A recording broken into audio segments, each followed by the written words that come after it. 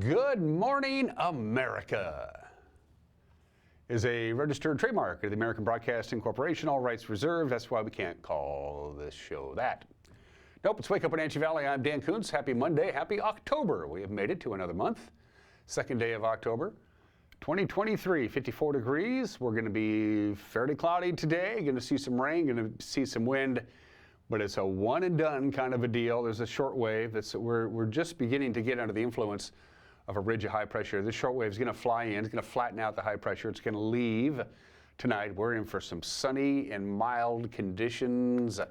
We're going to go from above normal today to normal for the afternoon high on Tuesday to above normal on Wednesday and well above normal by the time we get to the latter half of the work week. Forecast details are on the way. So today's just going to be an anomaly. It's going to be gorgeous for the rest of the week. Sports, Mariners, as you probably know by now, did not make the playoffs. They were eliminated on Saturday. They lost to the Rangers and the Astros won, and that was it. So they did have one more game. They won it yesterday. Rather unique game. I'll have highlights of that. Highlights of the Wenatchee Panthers and the Moses Lake Mavericks football game that we had for you on Friday night. A lot of sports to get to. Long weekend for the Wenatchee Wild. 3 in a row, all on the road. Didn't win any of them. We'll talk about that as well. And in the back half of the program, you've probably heard about this by now, but they just started a class at Wenatchee High School. It's Introduction to Podcast Production and Audio Storytelling. Brandon Harley is the instructor, and it has already gotten some national recognition. We brought our cameras by to the classroom and talked to some of the students and Mr. Harley about this cool class. He won an award, and a significant award, too. I'll have that for you in the back half of the program. And a brand new opinion from Mike Mad Dog Magnotti. Let's do it. 2 minutes after the hour, sun is just now getting up, folks. We're losing daylight. We're losing about, today's going to be about 24 minutes shorter than it was last Monday, specifically sunrise 7:01, so about now. Sunset tonight 6:38, that's 11 hours and 37 minutes of daylight. We hit 67 on Saturday. We hit 70 yesterday. We're not going to get to 70 today. We will tomorrow. Again, today is going to be kind of a hit and miss day before we have lots of sunshine from our jump-off ridge camera looking right over the Wenatchee Heights and into the Wenatchee Valley. Let's head on up to the Waterville camera, which is pointed, I believe, back down towards the valley. Yeah, you can see a little sliver of it. Still in black and white, not enough ambient light for that to change to color. It will in the next couple of minutes or so, but you can see the sun starting to kiss the hills high above the Wenatchee side of the mighty Columbia from our Waterville camera. There is enough light for the Tumwater Canyon camera to be lit up in color, and there it is. Good morning to Leavenworth from our Tumwater Canyon camera. That's actually not in the canyon. It would be silly if we put it in the Tumwater Canyon. You wouldn't be able to see anything, so we have it just on that big ridge right before you head on over to beautiful Winton. And finally, let's say hello to Lake Chelan. Hello, Lake Chelan from high atop McNeil Canyon. That is a super tall tower. It's about 300 feet. Put a camera on top of it, and you get those kinds of views. The city of Chelan proper is tucked behind that ridge right in the middle of your screen. And we say good morning to Lake Chelan on this Monday in the middle of the wine season. They're harvesting the grapes as we speak, if they haven't already. We have a number of slides to show for you. Now, this is the month where things really change temperature-wise. In fact, it's the most dramatic temperature change of all the months. Look at Wenatchee, our normal high for today and tomorrow, right around 72. Our normal high is going to go down to 54 by the time we get to Halloween. That's an 18-degree difference. Our normal overnight low, 47. By the time we get to the last day of this month, our normal overnight low will be 36. That's an 11-degree difference. So yes, this is the time of the year where the temperatures really begin to change. Shorter days, obviously, or mostly for the reason for that. The National Weather Service, they have what they call their meteorological water year. It begins October 1st and ends September 30th, so it ended on Saturday. So how did we do for the year? Just a little bit below normal. Even though we had a wetter than normal September, still wasn't enough to get us to where we should be. Again, this is from October 1st of last year until Saturday. That's what they call their water year. They don't do January 1st to December 31st. That's how they do that in the world of meteorological. And so there we go. It was a slightly drier, but not much slightly drier than normal water year. And now the long-term forecast, and as you can see, it's going to be, we have a very good chance, a better than 50-50 chance of seeing warmer than normal temperatures and slightly wetter than normal conditions. So it's going to be fairly warm and a little on the wet side as we go into the middle of October, from October 9th through October 15th. And we've already talked about this. They think we're going to be in for a strong El Nino year this year, which means very warm and very dry for October and November. We shall see, but the Climate Prediction Center does a pretty good job of that. So there you go. Speaking of that, take a look at this. Yeah, 62 today. That's it. Again, this short wave is going to come through.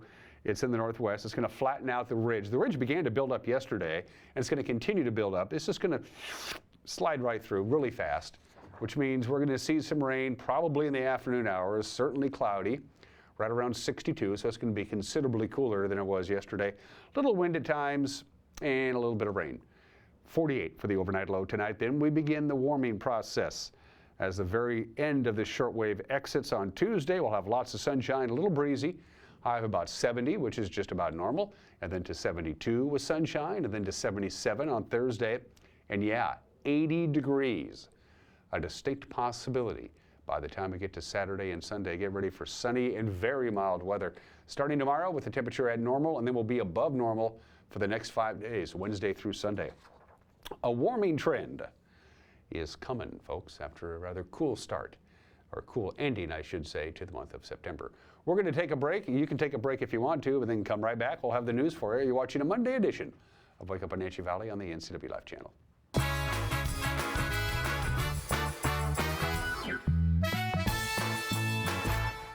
At Confluence Health, our mission is clear: to provide exceptional care for our community. We believe in healthcare that's personal and local because we're just like you, members of this great community. We are Confluence. Local care by and for our community. Local care by and for our community. Local care by and for our community. We are Confluence. Caught in a conflict? Family? Workplace? Neighbor? Business? Housing disputes? Wenatchee Valley Dispute Resolution Center provides mediation services, a cost-effective and efficient way to provide a written resolution to disputes and issues. Plus, we offer mediation training and community education on conflict resolution and communication skills. Contact us to learn more. Stop by the Culinary Apple and elevate your cooking experience. With high-quality cookware, bakeware, and tools, you'll find just what you need. It's not too early to start thinking about the holidays. Pre-order your Apple gift packs and custom gift boxes now. Located in the heart of downtown Chelan, Lake Chelan Sports is your best choice for outdoor apparel. Whether you're enjoying the lake or spending time with your family or simply relaxing, we have you covered. Welcome to Lake Chelan Sports. If you are looking for dependable car service and repair, visit the good guys at Quick Lube and Tune. They've been keeping cars and trucks in the Wenatchee Valley running smooth for 35 years. Quick Lube and Tune is your hometown shop for a 10-minute oil change, complete tune-ups, alignments, brakes, mufflers, air conditioning service, and more. Get more life out of your vehicle by bringing it to the local guys you can trust at Quick Lube and Tune on South Wenatchee Avenue.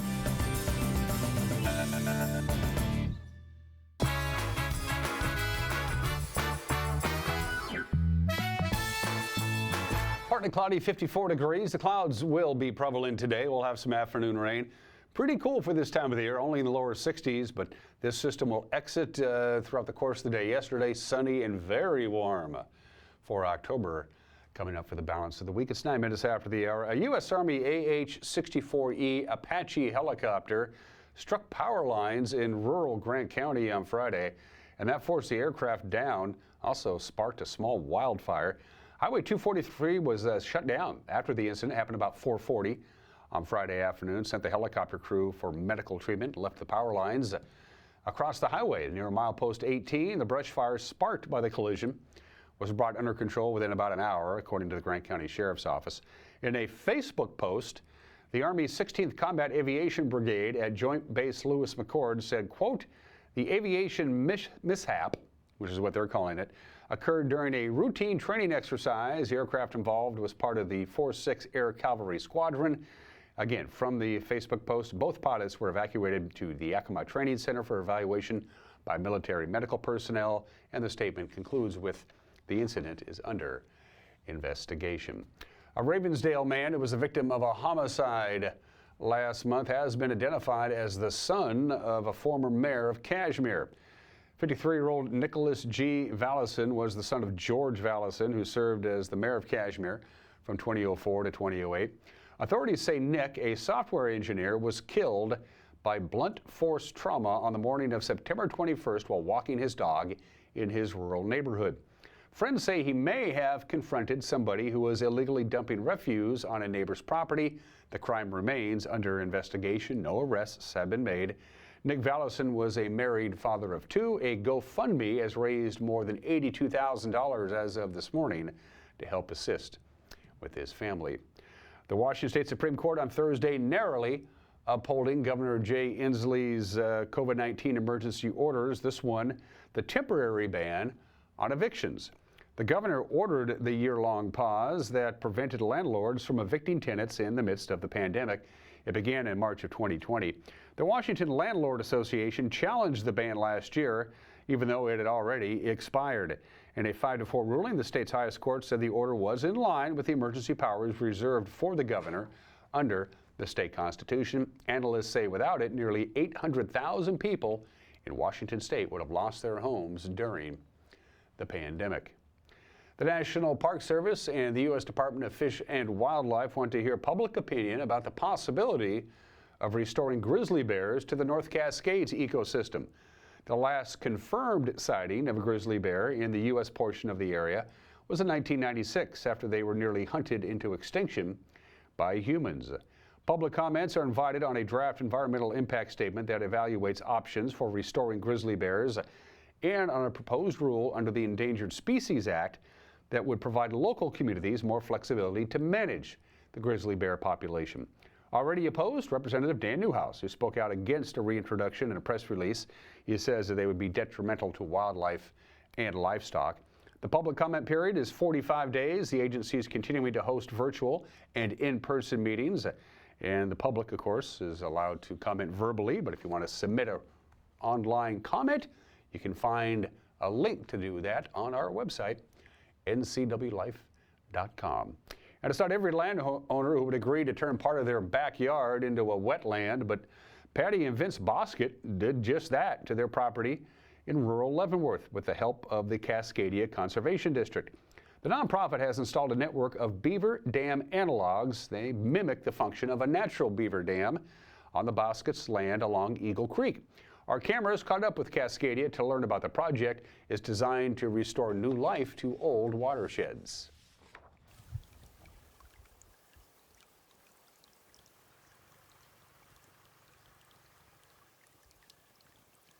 We're here on Eagle Creek. It's a sizable tributary to Chumstick Creek in the I guess you'd say upper Wenatchee watershed. A beaver dam analog. The purpose behind it is to simulate what beavers do for the landscape. Some have described beavers as nature's engineers. They can radically transform a landscape from being dry and not as active for all wildlife into something that's completely different in more of a wetland, biologically rich environment.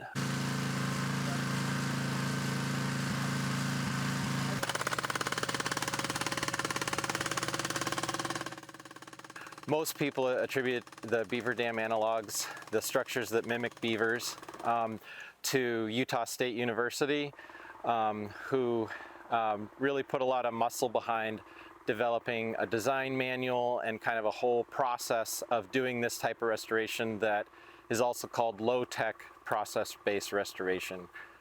And so we do a lot of that work at Cascadia Conservation District with our partners at Trout Unlimited and Cascade Fisheries.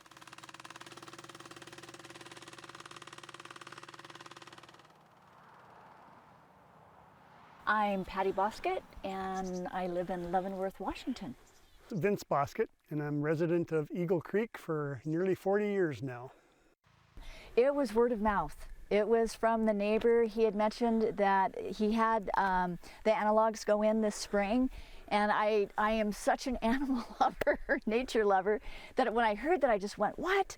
Oh my gosh, I want to be a part of this. So he gave me Cascadia's number, Mark, and I called and said I'm really excited and support this program, and I'm here however I can help. So I'm basically trying to get as many neighbors involved as possible and open to the ideas. It's that much less mowing and watering that I have to do, and it's going to be a green, you know, it's not like going to be all dried up and brush or anything. It'll be nice green space. And yeah, and hopefully we'll see more animal life. We've traditionally see a lot of bears and deer and small animals all through here, so hopefully that will continue and increase. Largely our landscape's absent of beaver. We don't have beaver like there was before European settlement, but yet our landscape's badly in need of the benefits. Obviously we've seen fires, we've seen how dry our area can be, and beaver is the first step towards re-wetting the landscape and keeping water in our watersheds at a higher level throughout the whole year.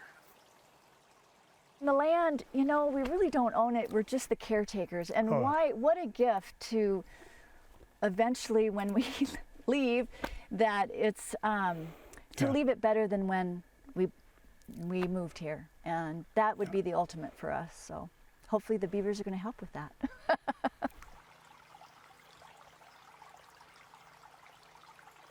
And now you know what's going on in the Wenatchee Valley, North Central Washington on this Monday morning. And if you're still interested in what happened today, by golly, we'll have the news for you at 5 o'clock, 6 o'clock, and 10 o'clock on television. 5, 6, and 10 with Grant Olson in the anchor chair. And if that doesn't work for you, our newscast will be up and running on the World Wide Web, on our homepage at ncwlife.com, on our YouTube page, and on our Facebook page. And if something out there you think warrants our attention, you got to get a hold of us, or we don't know. News at ncwlife.com. It's Monday, it's October, that means an adult portion of sports. But we don't check identification. It's next. You're watching Wake Up Wenatchee Valley on the NCW Life channel.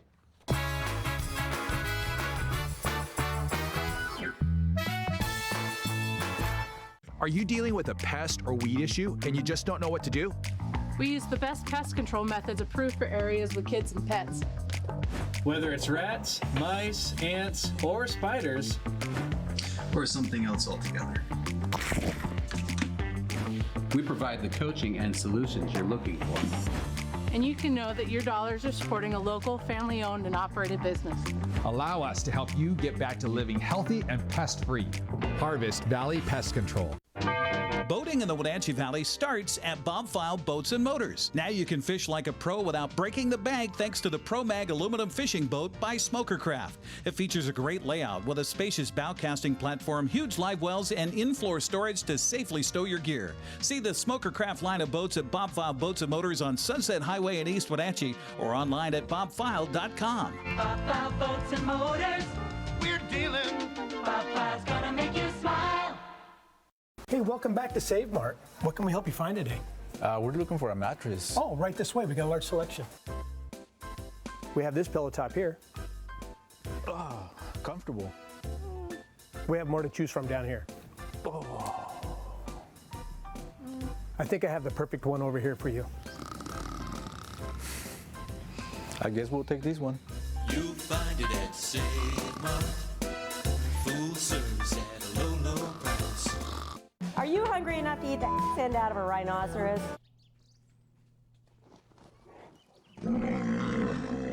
I know how you feel. Come on out to Blueberry Hills. You'll have a great time. We've got excellent food, a feet on the furniture kind of experience, and we won't hustle you out of your table. If you want a real farm experience, make the trek to Manson to Blueberry Hills, where you sit, you pick, you eat, and you visit. So come on out and see what all the fuss is about. Blueberry Hills in Manson. It's where the world is coming to.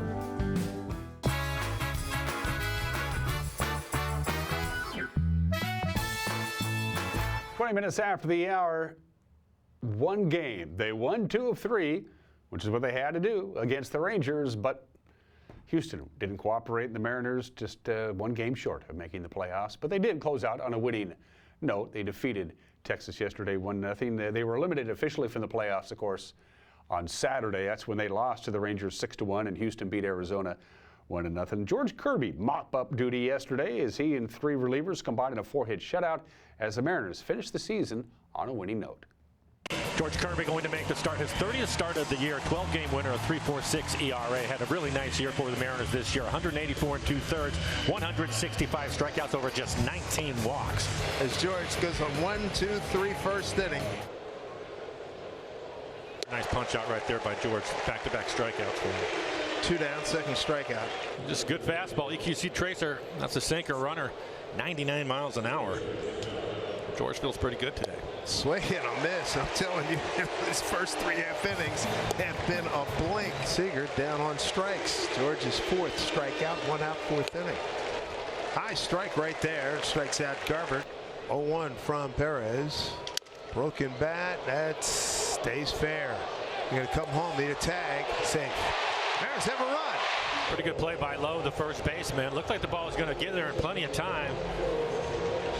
But Heim, the catcher, just never really tagged him. Missed him the first time. That's how he was able to get his foot on the plate. Mariners will take it. Absolutely. RBI for Dom. 21st and 5 for the ball game. Swing and a miss. Battle back from down 3-0. And breaking ball gets Carter. Strikeout number 6 for George. Strike 3 called. He dots him up. 96-mile-an-hour heater on the lower inside corner. Simeon flips his bat. Not pleased. That was a strike. 7th strikeout for Kirby. Lojas right there as he flipped the first. Rangers are gone into 6. 1-2-3. 1-0 Mariners. Which we are not rooting for. Popped it up. Ken zone with room. Here he comes, and the Mariners win game 162. Manager Scott Servais says it's always difficult when the season comes to an end, no matter when the season comes to an end. It's always a sad day, the last day of the year. For me, it's the most miserable day of the season, is the final day of it. And, you know, it doesn't get any easier the longer you do this or the longer you've been in the game. But you know, opportunity to talk to the team after the game, and you develop so many close relationships. You're watching young players grow up. You're watching guys in the middle of their careers that got an opportunity and maybe have started to turn it in a different direction. You're watching some veteran players that may be free agents. I mean, there's just a wide array, range of a group of guys, and you just become close to all those guys in different ways. So the last day is always a rough one. I'm glad we went out and won the game. It says a lot about our group and kind of how we're wired. We're wired to win and go compete, and it's going to be a low-scoring pitcher's duel. George Kirby's out there. I mean, typical game for us. But again, the Rangers desperately needed that game to win the division. It didn't happen because our guys showed up and we pitched a very good game today. So. You know, I can go the ins and outs of the season, ups and downs, whatever. You know, our players are tired, our staff is tired. You know, I love getting the opportunity to represent this group and work with it every day, and I look forward to it going forward. We've got many big years ahead of us. We have a young core that's exciting. We have pitching. We can do a lot of things to win games that we just got to continue to get better. So I say all that, and we need a few more. That's just where we're at. We need to get better.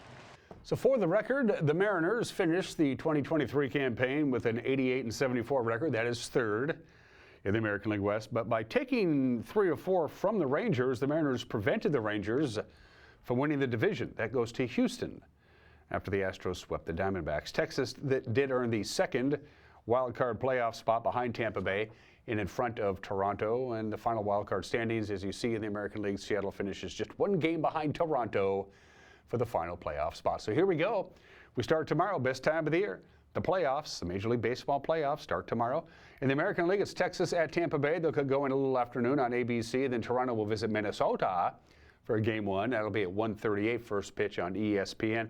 Then later in the day, the National League wild card games. Milwaukee will host Arizona at 4:08 on ESPN2. And Miami plays at Philadelphia at 5:08 on ESPN. Seahawks are in New Jersey getting ready to take on the Giants. The rest of the NFC West was in action yesterday. Rams needed a 22-yard touchdown pass in overtime from Matthew Stafford to Puka Nacua to beat the Colts 29-23. San Francisco, they're rolling over anybody, 35-16 over the Cardinals. Tonight's game at MetLife Stadium in East Rutherford, New Jersey marks the return of Seahawk Jamal Adams. The safety tore his quadriceps against the Broncos in the opening game over a year ago, and he said, yeah, it was a pretty difficult time.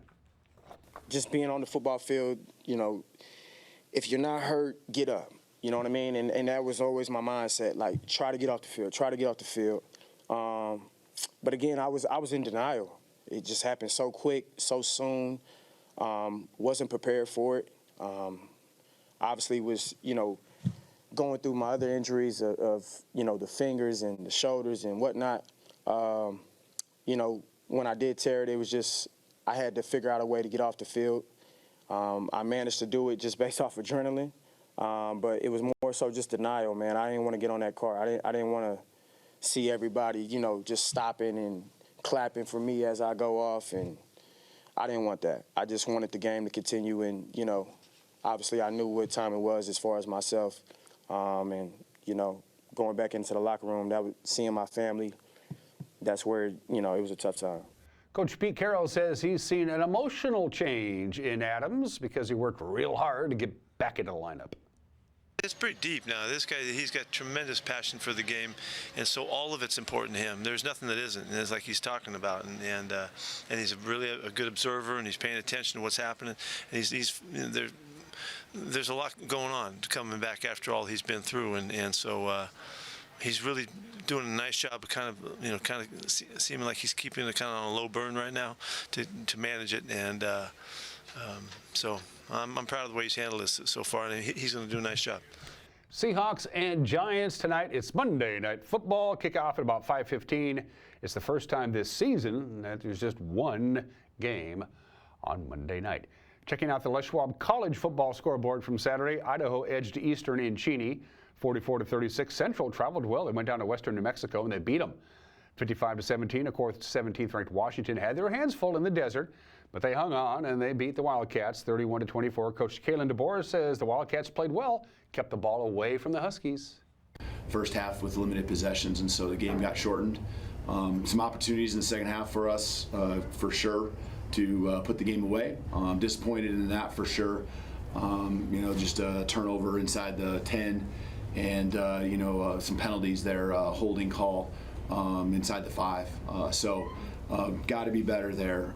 Had opportunities to I think not put the game away, but change the flow of the game and what the score was there, especially in the last 10-12 minutes. So a lot of things to learn from, but I know that winning games is not easy on the road, and especially in our conference. And you know, we'll take the win, 5-0 with a bye week. We're right where we want to be.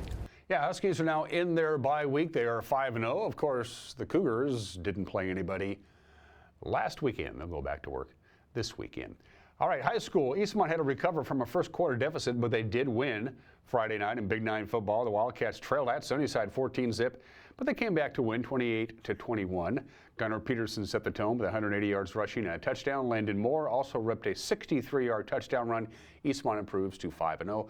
The Panthers jumped out to a 14-7 lead over Moses Lake Friday night at Leib off the field of the Apple Bowl, but the Mavericks converted 2 touchdowns just before the half, and they cruised from there. The final was 35-14. Grant Olson and Brandon Harley had the call right here on the NCAA Live channel. First down and 10 from the 38-yard line. Jay back to pass, looking sideline, going deep, has a man at the 25, the 10, the 5, and drug out of bounds at about the 2-yard line. There's a little bit of a trip there coming out of his break. There's Jay, easy pass and catch into the end zone. And caught there by Tommy Ranson Jr., the running back, and that's a 3-yard touchdown. So Moses Lake strikes first here. Second and goal. Fake handoff, Flugie. Devereaux's going to keep it and get in the end zone. 6-yard touchdown run for Jake Devereaux, and the Panthers are on the board. Just a great QB QB counter. The defense is keying on Jack right now. They read that. Jake gets to pull and follow his blockers in for the touchdown. 1st and 10 now in Panther territory at the Wenatchee 40-yard line. Jay shotgun, barks out signals, goes over the middle of the field into double coverage, and it's picked off by the Panthers. Alex Brender, the safety. That wasn't a good idea, really, for Jay that time. Thrown into double coverage and our first turnover of the game. For Wenatchee, ball at the Moses Lake 30-yard line. Flugie in the backfield. Devereaux, the shotgun snap. Going deep. There's Galvin. A diving catch. Touchdown, Panthers. 30 yards. Wow, what a catch by Mason Galvin. And the Panthers take the lead in this one. Play action over the middle. Roylance, did he get in? He's wrestled around at about the 2, and now the players are pushing him in. Moses Lake from behind, and they're going to call it touchdown. 3 receivers to the right now for the Panthers, and Flugie in the backfield right behind Devereaux. Devereaux looks right immediately, goes down the sideline. It's going to be a jump ball situation, and it's picked off over there by Thomas, I believe. Into Jay's left, now goes in motion left side. There's trips over there as well. Jay's looking left, gets the ball, and it's thrown late and picked off by the Panthers. Michael McPherson. 12 seconds, now 10 seconds. Jay looking left, nobody there. Throws it into the end zone, hoping for something, and he finds his man. It's Kyson Thomas for the 20-yard touchdown. He had all 3 defenders back there going for the ball and lost track of number 5 for Moses Lake, and he comes through the bunch, catches the catch, and touchdown. Panthers show blitz, bring a linebacker. Jay again, just a ton of time, wings it into the end zone, has a receiver, and it's caught. Kyson Thomas from 7 yards. Robertson's played awfully well. This is the first time we've seen 2 tight end set. Max Jay, protection. Back to pass again. Wanted left side, goes to the right instead, goes to the back of the end zone. Beautiful pass, Thomas, and it's a touchdown. And that will do it here from Lee Bofto Field at the Apple Bowl. Our final score, Moses Lake 35 and the Wenatchee Panthers 14. All right, to the Les Schwab scoreboard in other Big 9 action. Eisenhower beat Davis 20-11, and West Valley topped Hermiston 14-12. In CWAC action, let's see, Kashmir eclipsed Ephrata in a non-league tilt on Friday, 41-6. Other CWAC plays, Sela topped East Valley, Prosser edged Ellensburg 7-0, and Othello blanked Grandview 42-zip. In the CTL, Quincy shut out Cascade in Caribou Trail League play 34-0. Omak crushed Chelan 60-20. For the small schools, B football on Friday, Okanagan remains unbeaten with a 45-14 win over Pullman. Brewster beat Lake Roosevelt 19-6. Manson topped Tenasket. Waterville Mansfield took down Antioch. Bridgeport got the better of Pateros, and Soap Lake shut out Orville 28-0. Girls soccer over the weekend, a full slate of games. On Friday, it was Mount Vernon Christian over Okanagan. On Saturday, Eastmont edged West Valley. Wenatchee topped Moses Lake. Grandview edged Ephrata. Omak topped Manson. Tenasket and Libertyville Christian played to a tie. And then Libertyville edged Lake Roosevelt 3-2. Volleyball, where the ball's not supposed to hit the court. Waterville Mansfield beat Antioch on Friday. On Saturday, Kashmir and Cascade swept East Valley. Then they split Wenatchee's Valley. Kashmir coming away with a 3-0 sweep, while the Rangers beat Cascade 3-2. Waterville Mansfield pulled off a 3-2 win over Odessa, and Amavra-Cooley Hardline swept 3 sets from Lake Roosevelt. We'll have volleyball tomorrow night right here on the NCAA Live channel. We'll be at the Eastmont High School Gymnasium. The Wildcats host the Davis Pirates. Eric Granstrom will be courtside pregame just before 7 o'clock. And then on Friday, right back to East Wenatchee we'll go. We'll be at Wildcat Stadium. It's Eastmont hosting the Rams of West Valley. Grant Olson and Paul Collard will have the call. Pregame about 6:30 right here on the NCW Live channel. Tough weekend for the Wenatchee Wild on the road. Everett came away from a 3-2 overtime win on Friday night. Wenatchee got out to an early lead on Saturday against Kelowna, but the Rockets rebounded there for a 5-3 win. And finally on Sunday, Vancouver recovered from an early deficit to beat Wenatchee 6-2. Jonas Wu and Graham Sward were the goal scorers for the Wild. And they got more road. This is the longest road trip of the year for the Wenatchee Wild. They're back on the road this Friday and Saturday. They'll take on Prince George and Kamloops Whew, that's a lot of hockey. And that's sports. At 35 minutes after the hour, I had 7 obscure holidays I could have chosen. National Day of Nonviolence. If there's a National Day of Violence, I probably wouldn't have recommended that. National Produce Misting Day. Those little machines in the produce section that keeps the lettuce and the carrots all wet. They actually have a day for that. National Custodial Workers Recognition Day. National Fried Scallops Day. National Consignment Day. National Farm Animals Day. But today is the day that if you haven't done so already, to name your car. My first car was a 63 Buick LeSabre. She was called Mabel. I don't know why she was called Mabel. That was just her name. And I went with it. And we all called it, we treated Mabel like a real living, breathing thing and not an inanimate object. Of course, people name cars all the time. You had Herbie the Love Bug, you know, Lightning McQueen from Cars, General Lee from the Dukes of Hazzard. There's all, you know, Bandit, Smokey and the Bandit. Name your automobile. There's all kinds of different ways to do it. Does your automobile have a personality? Give it a name today. Because it's a national holiday. No banks, schools are closed. Let's move forward. Today in history. The 25th Amendment prevents this from happening anymore, not having a stroke, but having a severe stroke that basically paralyzes you and makes you incapable of making any decisions as the president, and the wife takes over. It happened. On this date, October 2nd, 1919, the President of the United States, Woodrow Wilson, suffers a stroke, a significant stroke. It left him partially paralyzed and partially blind in his right eye. And so what did they do? His wife, Edith, essentially assumed the duties of the president. She just took over. Only Edith and the president's personal physician, Dr. Cary Grayson, were the only two who were even allowed to visit with Woodrow Wilson in his bedridden state.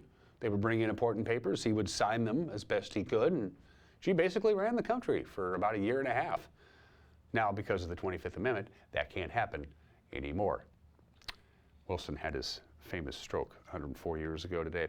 The most popular and influential comic strip ever made its debut October 2nd, 1950, 73 years ago today. Peanuts, as drawn and written by Charles Schulz, is first published. Peanuts. 17,897 strips in all. It all began on this date, October 2nd, 1950, 73 years ago today. That is the very first Peanuts cartoon featuring, not surprising, good old Charlie Brown. 54 years ago today, nobody knew it at the time. There were rumors that the Pilots were in serious financial difficulty. Their stadium, 6 Stadium, was not a major league stadium, but they came out anyway. 5,473 people came out to watch the Seattle Pilots play their last ever game in Seattle. They lost to the A's 3-1, and then things started happening. And by the time spring training came around, the rumors were flying that they were going to move to Milwaukee, and as soon as spring training of 1970 was over, they in fact did move to Milwaukee. The Pilots played their last ever game 54 years ago today. And 53 years ago today, one of 2 aircrafts that were flying the Wichita State football team to Utah to Logan, Utah. They were going to take on the Utah State Aggies the next day, October 2nd, 1970. One of the airplanes crashed into the Rocky Mountains. There were 2 airplanes. They had been decommissioned in 1967. They were recommissioned for this trip. One was the black airplane and one was gold. The colors of Wichita State was black and gold. The black airplane carried the substitutes, the assistant coaches, boosters, equipment, what have you. The gold plane had the starting lineup, the head coaches, the administrators, the athletic directors, and so on. The black plane took the pre-approved route. It was an older plane, had to get a lot of momentum and a lot more flying time to get enough elevation to get over the top of the Rocky Mountains. The gold aircraft, the aircraft that crashed, the pilot, it was a beautiful sunny afternoon, the pilot decided to take a scenic route so they could look at the beautiful Rocky Mountains and didn't realize that he simply did not have enough horsepower and altitude to clear the Rocky Mountains. Eventually, 31 people lost their lives. Finally, a day I will never forget. 45 years ago today, after being down 14 games to the Boston Red Sox, The Yankees came all the way back. They forced a one-game playoff on Monday afternoon, October 2nd, 1978. I was in junior high school. Dave Peterson was the only teacher who had a television set in his classroom. And I went to Mr. Peterson, I said, I have to watch this game. It was like 10 o'clock in the morning start. And luckily, because the way my schedule went out, there was like a break, and then Dave's class, and then like lunch. Please, Mr. Peterson, you got to let me watch the game. You're the only one who has okay, Dan. Okay. So he said, as long as you're sitting in the back, quiet, don't yell and scream, volume has got to be off, I'll let you watch the game instead of attending the class. Thanks, Dave. And by the way, here's the homer.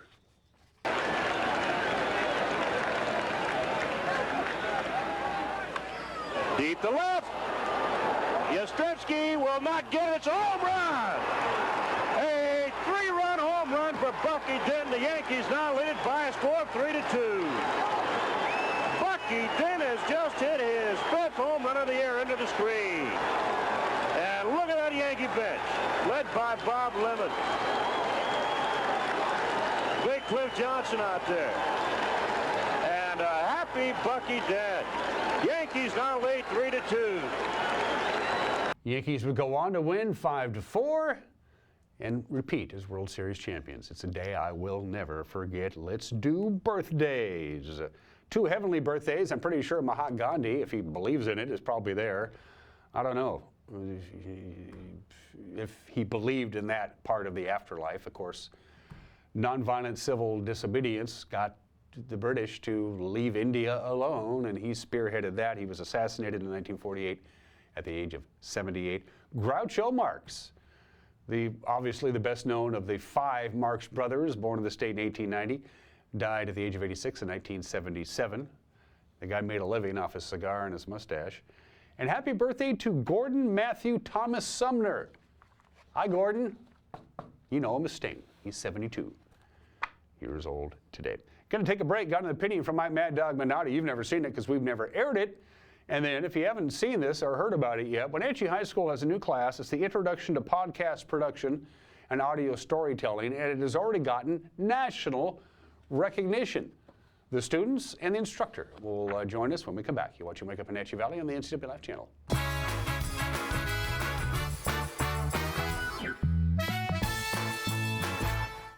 At D.A. Davidson in Wenatchee, they believe your investment success begins with a personalized plan. A plan that is the roadmap you need to navigate your way to living your best years in retirement. D.A. Davidson can help you create a plan so you can take the time to enjoy the finer things in life. Let the financial advisors at D.A. Davidson help chart your retirement future today.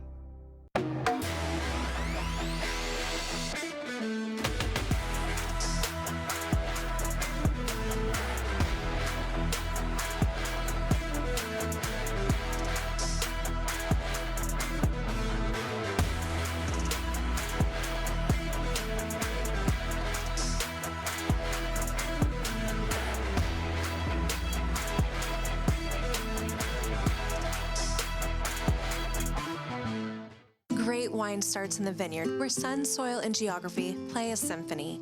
Join us at Chelan Cellars this harvest season to share the music of Chelan, AVA's most awarded vineyards and wines. Tuscan Vineyard Wagon tours every Saturday during harvest.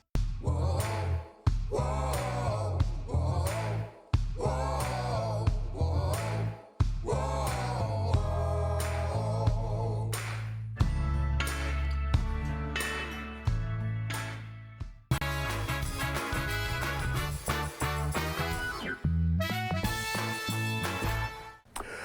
Hey, this is Mike Mad Dog Magnotti, and everybody is entitled to my opinion. And I heard something sad in church the other day. My pastor was asking us what we meant to say when we're Christians, and there were a number of responses that you would expect, but then a friend of mine said that she doesn't even use the term Christian anymore in regards to herself when interacting with other people because of the negative assumptions that people make about Christians. God, now, unfortunately, I understand what she means. I mean, over the past few years, maybe longer, when identifying myself as a Christian, I feel the need to explain that I don't like Trump, that I'm not homophobic, and I don't fit into the identity that being a Christian has become to many non-believers. You know, sad, really sad. You know, you'd hope that when we told non-believers that we were Christians, they'd think, wow, this person loves me unconditionally. He would give me the shirt off his back if I needed it. That this person is someone who I can count on not to judge me, but instead to show me grace and mercy. Honestly, folks, in this day and age, and what the church has become, how often do you think that happens? This is Mike Mad Dog Magnotti, and that's my opinion.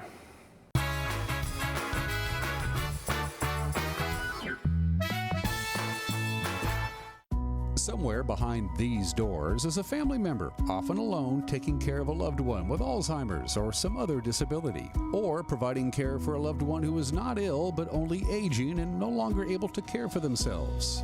In the field of caregiving, this is the home front. For the home is where most Americans will live out their last days. Contact Aging and Adult Care of Central Washington for a variety of services including caregiving, meals, and medication help. It's the NCB Life Community Calendar, a presentation of Apple Valley Honda. The biggest fundraiser of the year for the Wenatchee Valley Museum and Cultural Center is Night at the Museum. It's Saturday, September 30th at 6 p.m. Tasty gourmet foods from top-notch chefs, award-winning wines, beers, distilled spirits, ciders, a silent auction, and live music can be had for just $75 a ticket for non-members and just $60 for members. Purchase your ticket at the museum's website.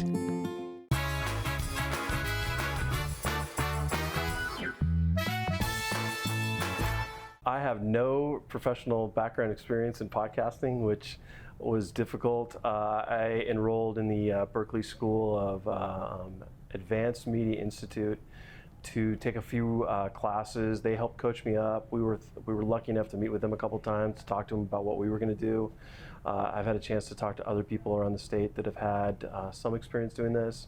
We've talked to people locally that have run some podcasts. So I've tried to pass on what I know to them, which is very little at this point, but I continue to build. This year, we're trying to build outward with that and have more podcasts produced in our class, not just stories, but ones that we can share later on. Well, it was an interesting conversation with our career and technical education director, Mr. Jake Buholtz. I came to him with a couple ideas about how to do projects for social studies courses. And one of the ideas was, being able to share a story with sound. And he said, let me get back to you. I had a couple ideas.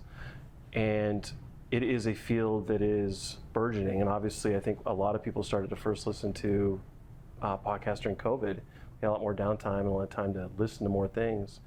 And since that time, the market has really multiplied. And with that, there's been a lot of kids who have been interested in telling stories through sound. So I think that the biggest reason why we chose to do it is because it's relevant now. It's something that kids find interest in, and we can focus on their stories and their voice. My project was about the green band pods that blew up in 2021. Basically, if you don't know, during COVID, we had to find creative ways to rehearse together, and the theater department came up with this idea to have the theater kids together recording in these green personal changing tents that they would cut a hole out and put plastic over to make windows. So our music secretary ordered a bunch, and we numbered them, and we cut out the windows and we made them for the band, and that's how we rehearsed, because you can't just be spitting into your instrument and having it fly everywhere. So we would play in them, we would disinfect them, let them air out for the next day so we could use them. And pictures got posted from a newspaper to Reddit, and it blew up on Reddit. A lot of people actually got really, really pressed and mad about it and said it was child abuse. There was a lot of nasty comments. It was all over TikTok and Instagram. It was crazy, and the whole time we're just thinking people are making this a harmful thing when it was really helpful and innocent. and we were so excited to be rehearsing together again, and it just kind of dampened the whole thing. Like, we were so upset after it. I decided to make mine on my dad. He used to have a fishing boat with his dad out on the coast, and I remember just so many crazy stories he'd be telling me, either about like getting in a wreck with another ship, or like a huge storm and almost sinking, and that stuff was just so interesting to me. It's always has been, and I thought, you know, if I took that as a concept for a podcast, I felt like I could make it really immersive, like with a whole bunch of sounds and SFX, so that's why. I would say ours took 2 to 3 weeks. We came up with the idea. We didn't have much time, since it was really busy time for band, because we had parades coming up, and parades take a lot of rehearsal time. So we were all really busy practicing, but we scripted the thing. That took probably 2 hours in total. Our interviews took a little longer to set up, but we got them all. And then editing took so long, but it was a lot of fun editing. But. Yeah, kind of the same for me, about 2 to 3 weeks, because at the beginning of the year, he told us, like, this is what we're gonna do. I have these 2 like competitions that I want you guys to make a podcast for and submit it to them, and one of them was the New York Times. So it came up, was it our final? Kind of our final at the end of the year? Yeah. And he said, this is your final podcast, you know, I'm gonna be submitting all of these to the New York Times. And I think I came up with the idea of my dad's fishing boat like earlier on in the year, but I wanted to wait to my final one, just because I thought it was such a cool concept. So about 2 to 3 weeks of like scripting to interviews, editing, and then submitting it. Well, when the kids came to me, we always have kind of a strategy session about some ideas, and sometimes kids have good ideas, other ones have a hard time finding out what they want to do. I've known Cade literally his whole life. His dad is somebody that I'm very close with, and I've heard that story many times. So when Cade told me that he was going to use that as the basis for his podcast, I thought that's going to be a home run. There's so many great ways that story could go, and he did a great job of interviewing not only his dad, but his grandfather and his uncle, who all lived that life. So I knew that a couple reasons. That story is just compelling, but it was made for a podcast story with so many good parts. The other part with Sophie and the now infamous green tent photograph that stirred up so much. When they told me, hey, what do you think about us doing a story from what it looked like being inside the tent? I was like, that's gonna. I joked with them, I was like, you guys are gonna win this contest. It's gonna be a winner. So when they were awarded an honorable mention for that, I was not surprised. They did such a great job of interviewing all of these people that were so affected, from our front desk secretary to the principal, who received countless calls, and most of them not very nice, from people that day. Those girls did such a great job, right? Nobody asked them once what it was like for them to be inside those tents, and everybody's narrative ran away from that, and they wanted to say, well, here's our story, here's our voice. We actually got an honorable mention for an NPR competition, but we didn't know. And I didn't think we made it, because I figured Harley would know, and he didn't email me until like maybe a month ago, whenever he was like, oh, I just looked at this thing, congrats.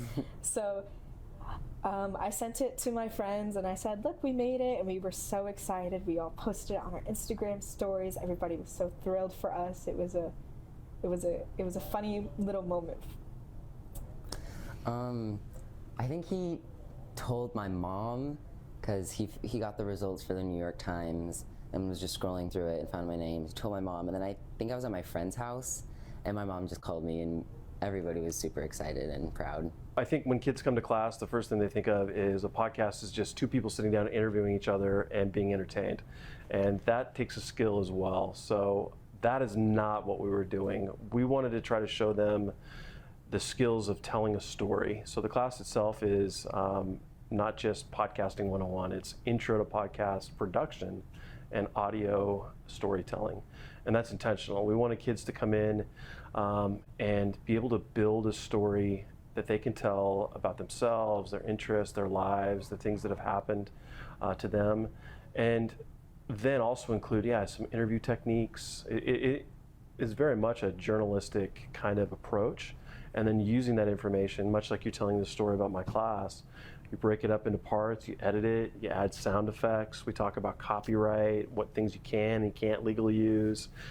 We get a little bit into Foley effects where kids can create sounds to include into their podcast. So we want to build from the ground. First thing, my students right now are recording themselves on their very flimsy Chromebook microphones. And we do that on purpose because we want them to hear it and think, that doesn't sound great. And then we provide better tech and then editing and ways that they can layer it with music and edit out some mistakes, overlap sound, and do those things. So we start small, record your voice, submit it, record your voice, come up with a theme, an idea for a podcast, make it up, make up your guest. My students right now are making up some interviewees. Somebody's going to interview Kurt Cobain, and a couple other actors are being interviewed, Timothy Chalamet by some of our girls. So they're going to pretend to build one that kind of is an intro, and then we'll go from there. It was such a new medium, a new class. I didn't really know it. I had knew about the New York Times student podcasts and NPR student podcasts. So I thought that's a great way to start. We can use that as a way to try to build towards completing a project. And those have different due dates. Our student organization, the TSA, has one as well. So we use those to kind of build our skills. And the success that not only did Cade and Sophie have, but other students with building that kind of sound. And just because they didn't get picked by those didn't mean there was some other ones that were fantastic. I'm just really happy that they had the ability to kind of shine a light on what they did. And that in turn obviously brings interest to Wenatchee High School. So the hope is that we build more student interest so we can have multiple sections of it in the future.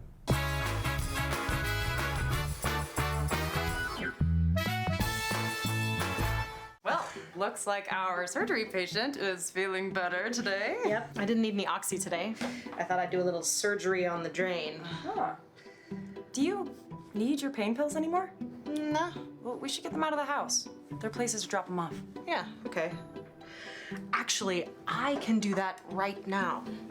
And I will look at the drain. Prevent opioid misuse. Find safe medication return options near you at med-project.org. Allergens. You can't see them, but they live in your carpet and your air ducts. Call the experts at Clean Air Connection for a clean, healthy living environment. Experience, education, and the right equipment equals the best cleaning job possible. Call Clean Air Connection today. Pet dander, allergens, dust, and pollen? Trust your home's carpet and duct cleaning to the experienced experts at Clean Connection. This locally owned family business educates their staff and uses only the best equipment. Call Clean Air Connection today. Hey, hon, would you run this around to the wash rack? Oh, okay.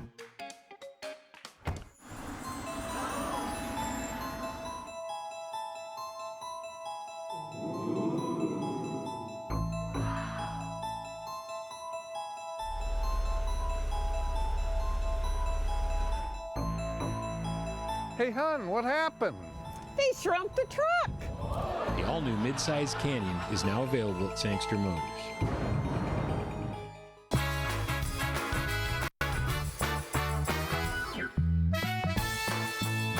Well, in the hour or so since the show went on the air at 7 o'clock this morning in our live edition, the clouds have thickened up a little bit, and that's pretty much what the forecast is. We started to get under the influence of a dome of high pressure. That was on Sunday. It was a beautiful day yesterday, lots of sunshine, just gorgeous, 70 degrees.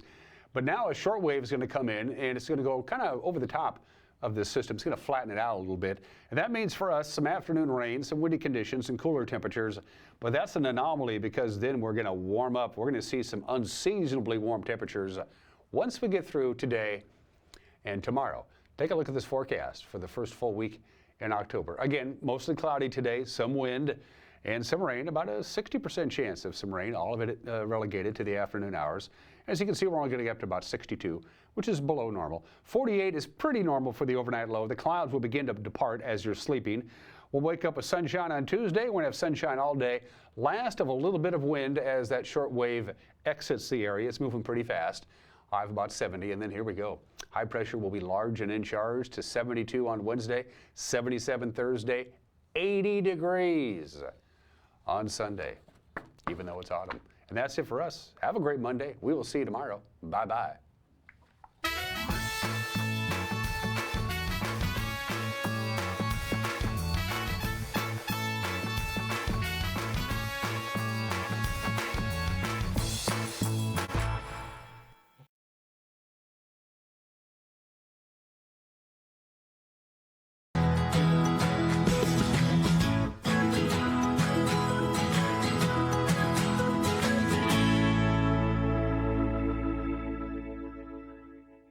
Hello, everyone. Good morning, good afternoon, and good evening. Welcome to Live It Up, the show where we explore and discuss how to take your life to that next level and beyond.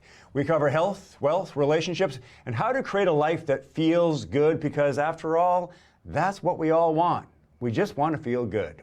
I'm your host and coach, Fletcher Ellingson. Today on the show, we're visiting with a local entrepreneur, a real estate magician, and visionary. And I mean that seriously.